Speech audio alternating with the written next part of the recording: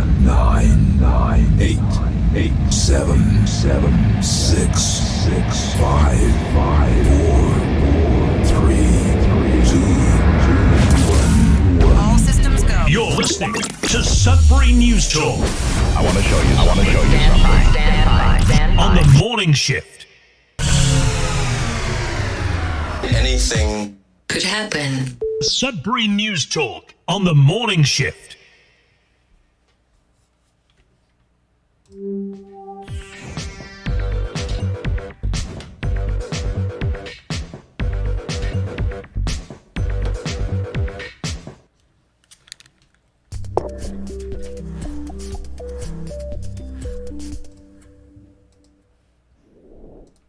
Okay, good morning, everyone. Welcome to Sudbury News Talk. On the morning shift, I'm AJ Walsh. Glad to be here with you.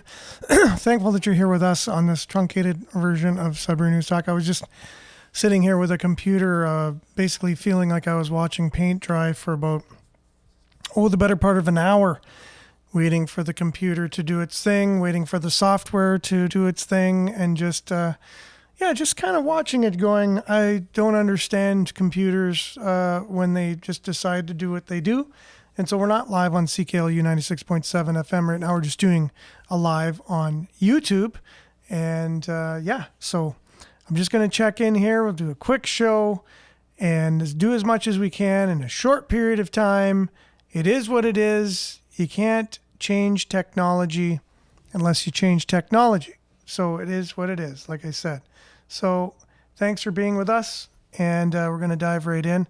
I thought we would have a little bit from our friends from Moose on the Loose this morning, talking about things that are very important and seeing how far we can get through things. I'll do my best to get your comments up on the screen as we're doing this. But again, he's covering a lot of the things that are in the news right now, and I'll see what I can do to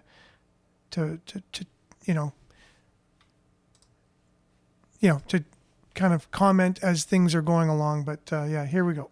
Looking at the polling data like a month or two ago, it wasn't even close. This is important because getting a pipeline built, we need to get rid of David Eby, not to mention giving over land to Musqueam Nation, Vancouver. So he's talking about a couple things there. Two things, exactly.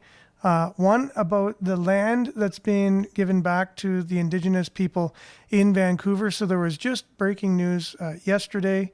It might have come out on Friday, but I know Mario from,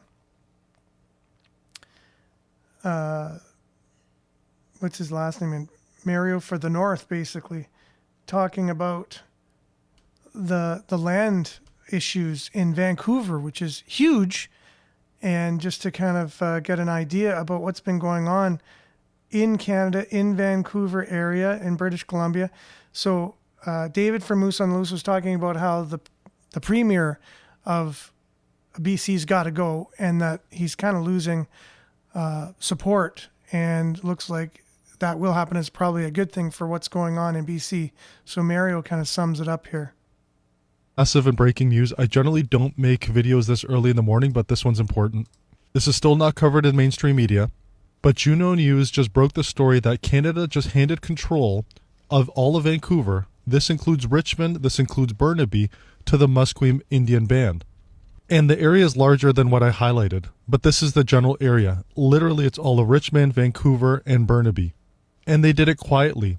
And the Liberal government, they're refusing to publicly release the agreement that they made with the Musqueam Indian Band that recognizes the Aboriginal title over to the vast majority of BC, including Metro Vancouver and the surrounding areas. This affects nearly 2 million people. They buried it in a fisheries announcement. That was on Friday. Coincidentally or not, while things were ramping up in Iran. And Juno News rightfully said that this could radically undermine property rights in one of Canada's largest and most populated metropolitan areas. And the title of the news release that the government decided to do is that Canada signed a historic agreement recognizing rights, stewardship, and fisheries. Essentially, the government still wants you to pay your taxes on that land, but they want Aboriginal title on top of it. For those who don't know, this recently happened in Cowichan, in a small area where people were then unable to get a mortgage. The government had to step in and back up the loans because banks would not touch it. Guys, this is really, really bad, and it has not hit mainstream media yet. And he makes a good point there that it's not being covered by mainstream media.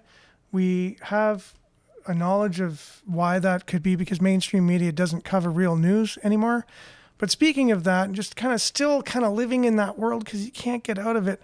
Moose on the Loose does a good job of just talking about what's going on in the mainstream media. And so I don't have to put this together. He already has. That's why I'm using him. He still talks about the BC polling, and then he gets into basically how the media is treating our, leaders, if you will.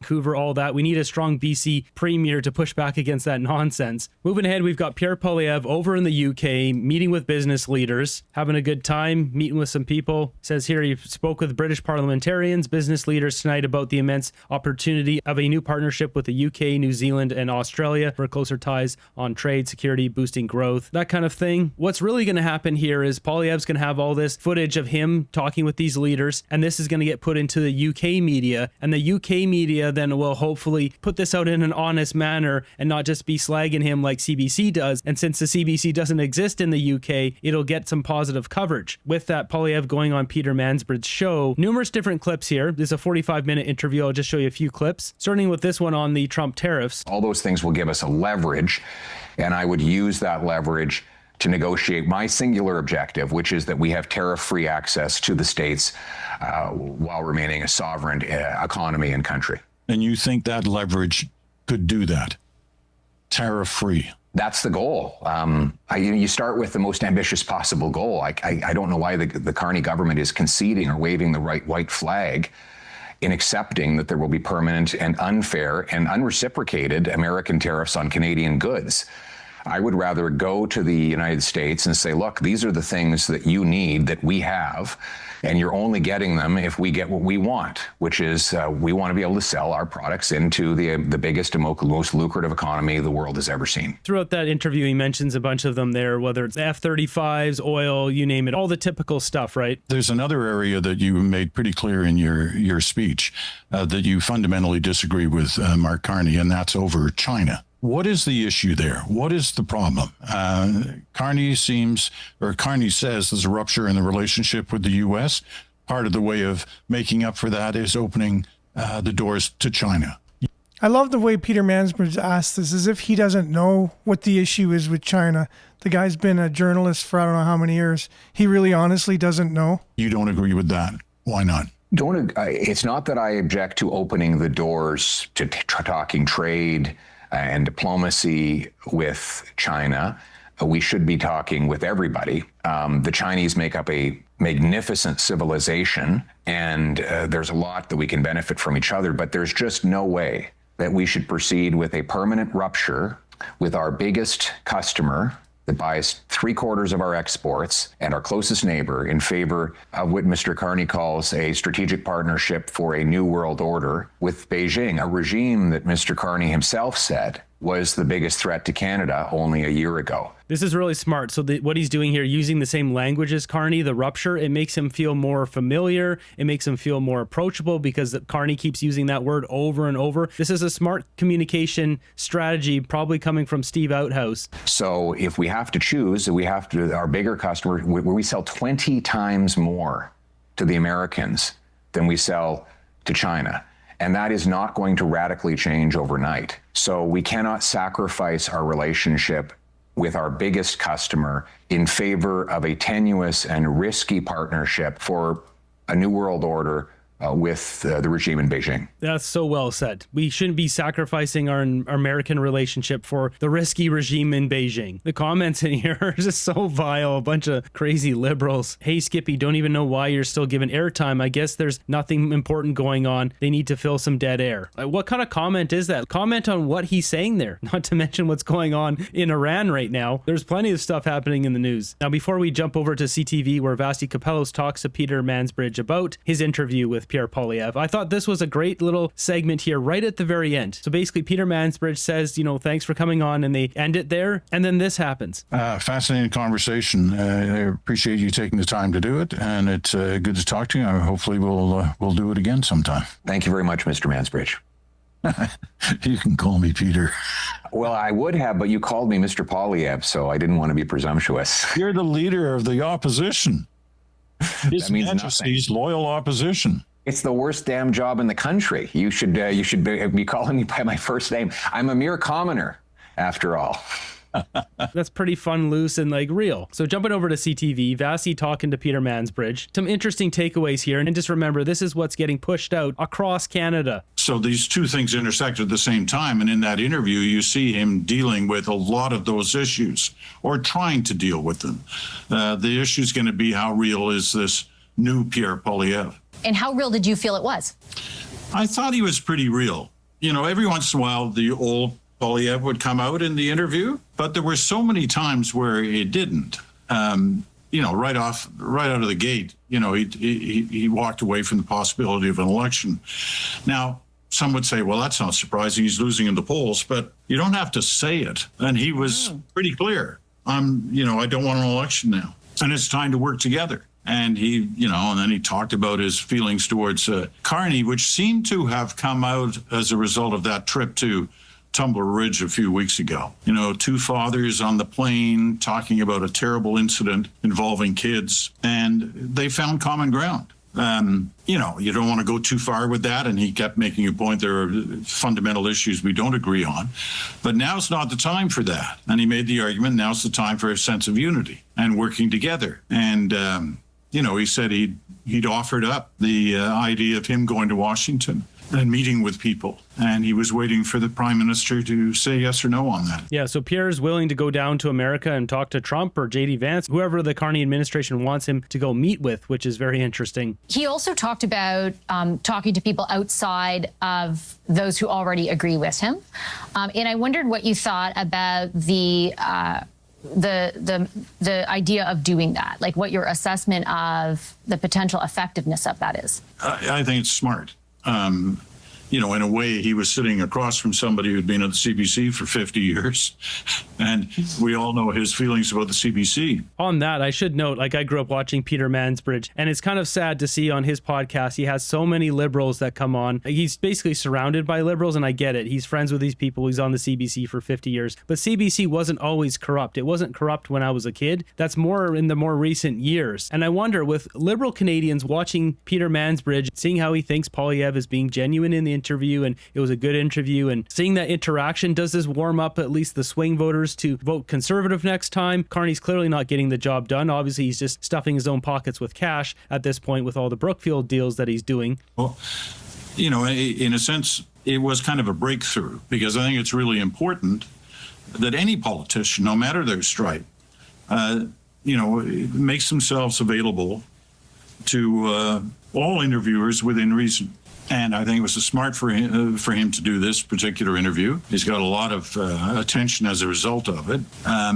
But I think it's any politician's got to do that if they want to get their word out beyond their committed base. They've got to talk to everybody, and that's not to say that me or you or Rosie Barton at CBC or any number of different journalists are somehow against Pierre Poilievre.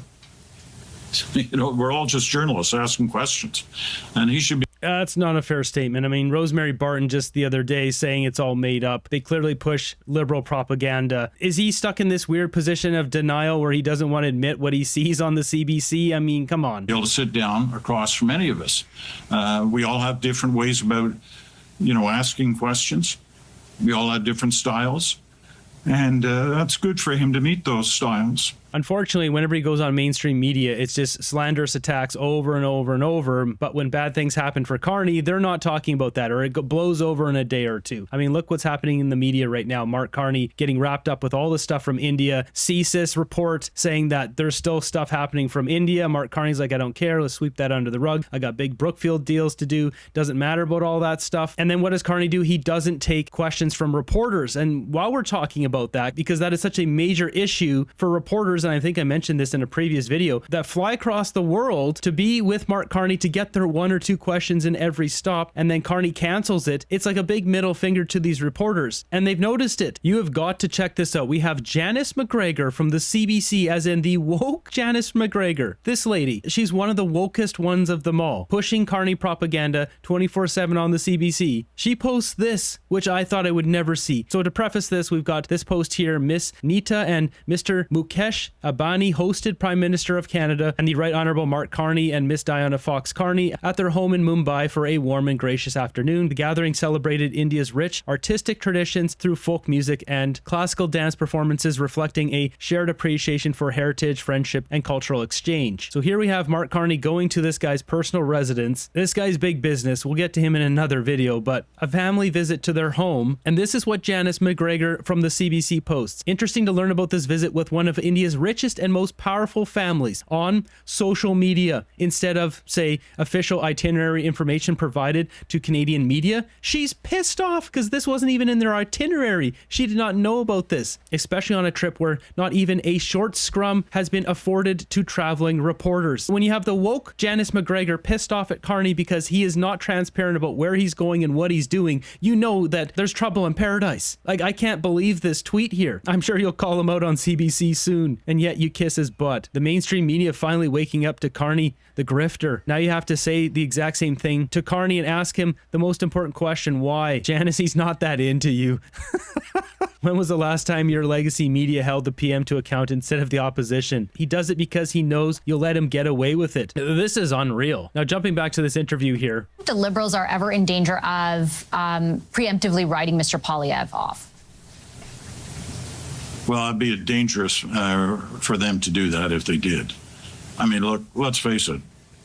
You know, a year and a half ago, everybody's writing the Liberals off. Things can change. And people should be aware of that. I mean, I think his decision to come flat out and say no election this spring really does put it to the Liberals that if there's going to be an election, the only reason there's going to be one is because they want one and they called it. It's not going to be because he got in the way, because he says he won't get in the way. That the primary issue right now is a sense of, unity on the party front in this one issue of dealing with the Americans. Now, Piero even mentioned, I don't think Canadians want a costly $500 million election, so that sticks it straight on Carney's shoulders if he calls an election. There are differences on what the approach, they want to take, but it's clear that he wants to find some common ground between, especially him and the Prime Minister. And it looks like they may find that. There are many Liberals, as you well know, Vashi, who want to have an election. They want to have one this spring. It's going to be hard for them to do that now. Vassie's face changed when he said they'll find common ground to work together, so I don't think she really believes it. We'll see what happens. Pierre's making it hard for Carney right now to try to call an election. And there's a comment here that sums up this interview. Vassie was pretty quiet when it wasn't Pierre Poilievre bashing. Not sure what to read into this, just oddly quiet. We're all just journalists asking questions. Is that a joke? Yeah, I mean, come on. Rosemary Barton, Cochrane are not journalists. They spent a lot of time talking about Pierre. I mean, the interview was about Pierre, and it says here not so much about the LPC behavior in committee or bills before the House and how they will affect Canadians. I mean, they never talk about how bad things are with the Liberals, Carney's behavior, none of that. Happy to see this change. Hope it's more than just political opportunism. We need a constructive opposition and more voting options. So this is a swing voter here. Yeah, so the media never really talks about actual news, things that are destroying the country, including the land exchange or the land give back, the land takeaway, however you want to put it, the Indigenous reacquiring. I don't know, is that the term? Or acquiring for the first time, or making claims and then being given the land in Vancouver. That's going to definitely change our world. And we just had a blood moon go through the United States, or over the United States last night. Very significant in terms of what that means, if you want to do a little bit of deep diving into the spiritual side of what that means. And so lots of stuff going on in the world, a lot of change, and we're kind of keeping our fingers on the pulse of it right here at home. So thanks for being with us, even though we're only here for a short period of time today. Stay tuned now for Earshot Daily. Well, you don't have to. We're not on CKLU. I got CKLU over here. I got to take care of it. But for you guys, we'll be back same time, same place on the same platforms, God willing, tomorrow. Remember to like, share, take care, and stay safe. We'll see you tomorrow. Ciao for now.